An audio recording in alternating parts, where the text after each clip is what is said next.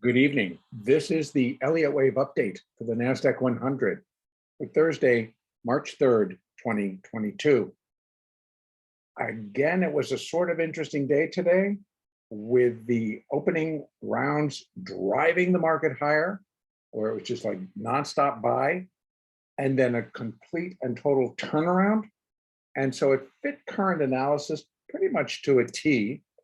I had left off last night saying that I felt that this double ABC pattern to complete minor wave 2 still needed some additional upside to put in wave 5 of this small C wave, and that the double 618% retracement level sat at 14,403. And that would have been where the second C wave would have been equal to 0.618 of this basic A wave, and that the minor wave 2 would be 0.618 retracement of minor wave 1, also at that exact same level.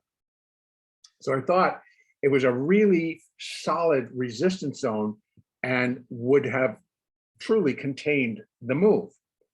And at first I thought, oh boy, the way that they're really going after this market this morning, they're going to go right up and blow right through that. And then I would have been starting to look for the higher levels.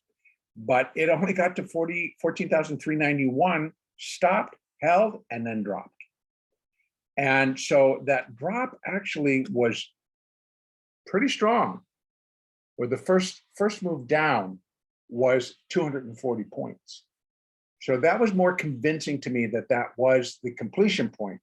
Then we put in a decent rally, and now we're heading back down again.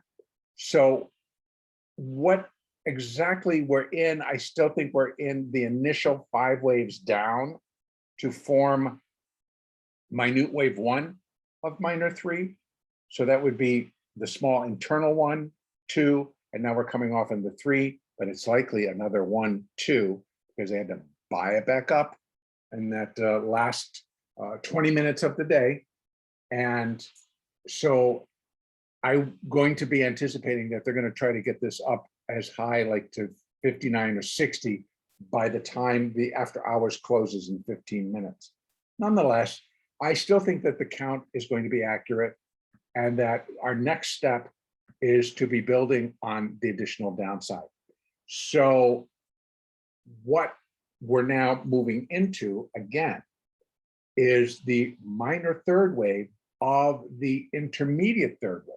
Let me just take this up a notch so that I can show you. We'll go back out to the 4-hour chart, and we can see here is all of the highs, 5 of the 5, and again, I'm going to put another 5 up there, just haven't done it yet. And then we have the first intermediate wave down, which was a 5, that's intermediate 1, intermediate wave 2, and now we're dropping in that intermediate third wave, which will consist of 5 waves of minor degree. So there's minor 1 of 3, and then we just finished minor wave 2 of 3. So now I'm going to go back down to the hourly. And so we're just finishing minor wave 2 of 3, which we did today. And now we're beginning that wave 3 of 3.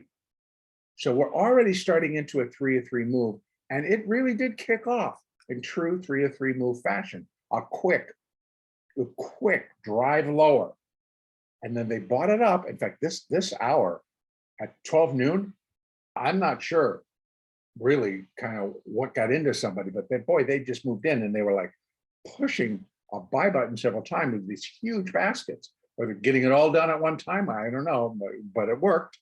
And it drove the market from a low of 14,046 all the way back up to 14,214. And it happened much quicker than that hour is showing. It happened very quick inside that first 10, 15 minutes of that hour. In any case, 1, 2, coming off now another 1 and another 2. So my call for tomorrow is that we should continue lower. If the market goes back to breaks back above 14,075, which is where the hourly 200 sits, and then manages to get above the 8, the 50, and the 20, then we're going to be left with 3 waves down. And that would then suggest that this was just ABC A, and this is B, and now we still have a C wave up to complete the second ABC. Or it's a triple. We're still going to wait, let the market tell us, but this is what would be in line if we turn higher and start to break the moving averages on the way back up.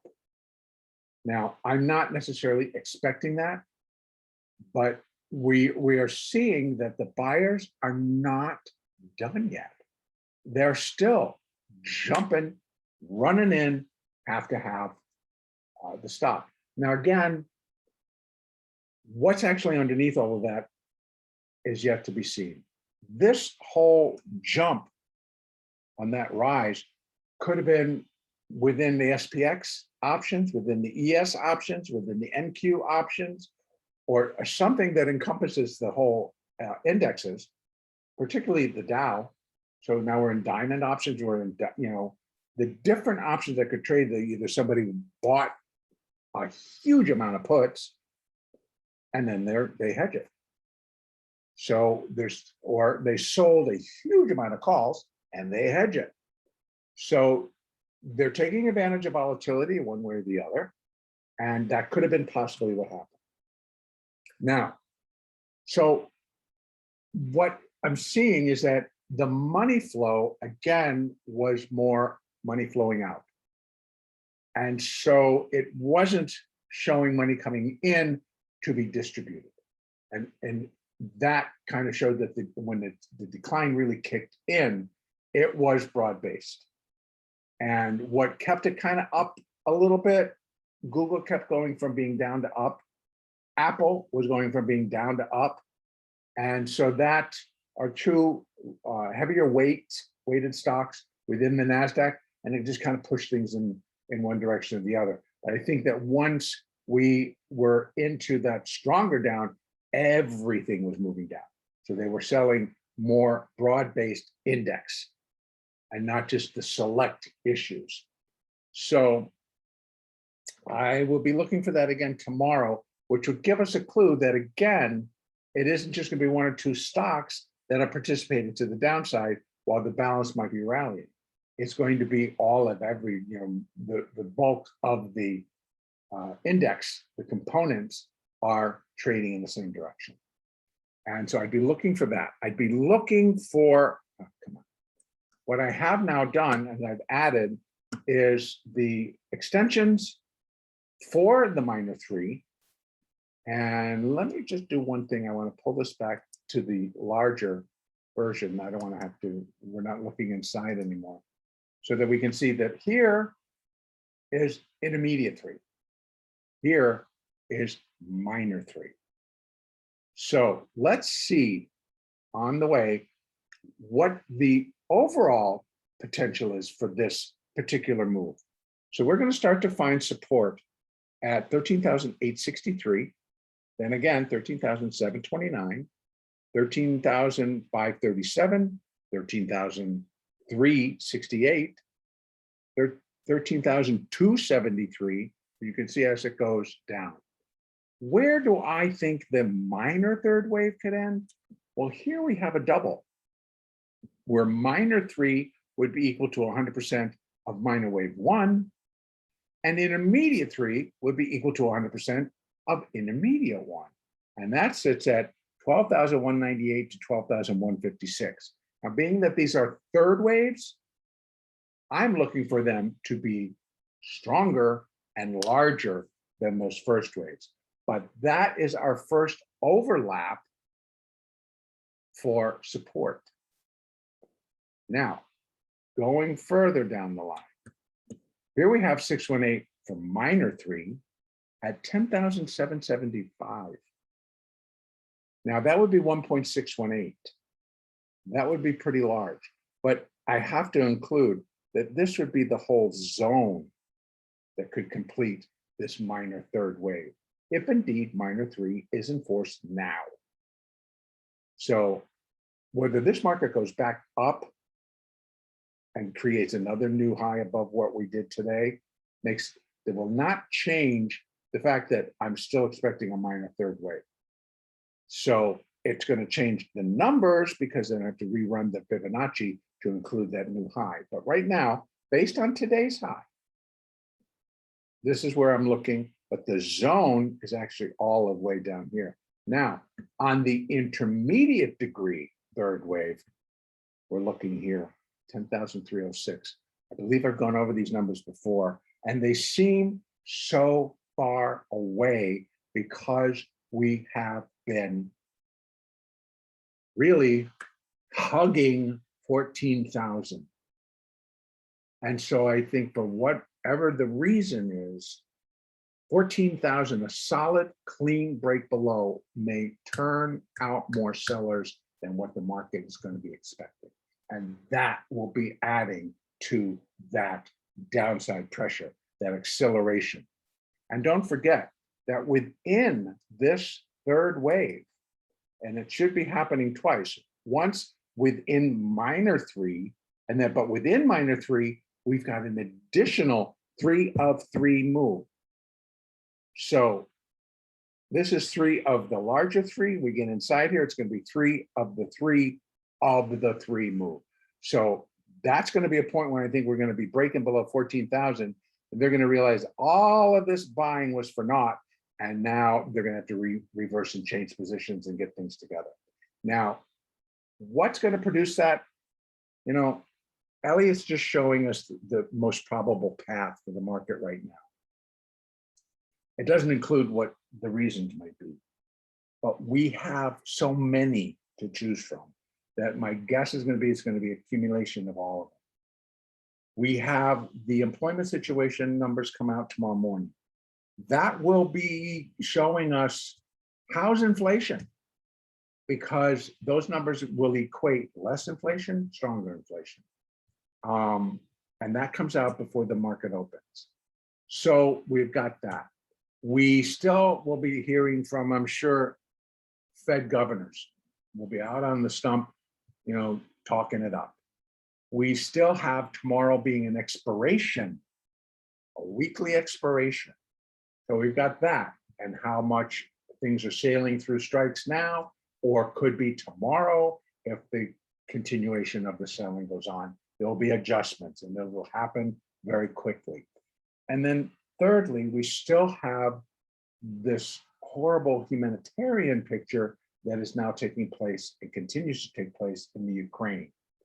And if we are to listen to what Macron was talking about today, the president of France, saying the worst is yet to come. If we're listening to the president of the Ukraine, Zelensky, talking about that their world is over. So these are very, very negative. And if really taken to heart, people may just decide that's it, we can't deal anymore. I don't know. And I'm not going to project that that could be included, but I'm sure it will be. And I'm only going what the Elliott is telling me, and then what the Fibonacci agrees with if we start moving down. So for tomorrow, I am expecting an additional larger leg down to kick in. And then we have our support levels coming off.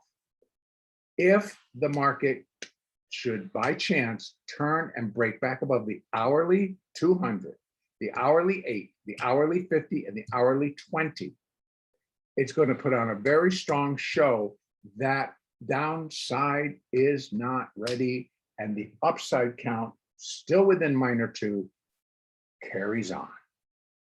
And trust me, I will figure it out, but I have to let the market tell me first, and then I would be making that update because tomorrow's Friday. I'll be making that update on Sunday.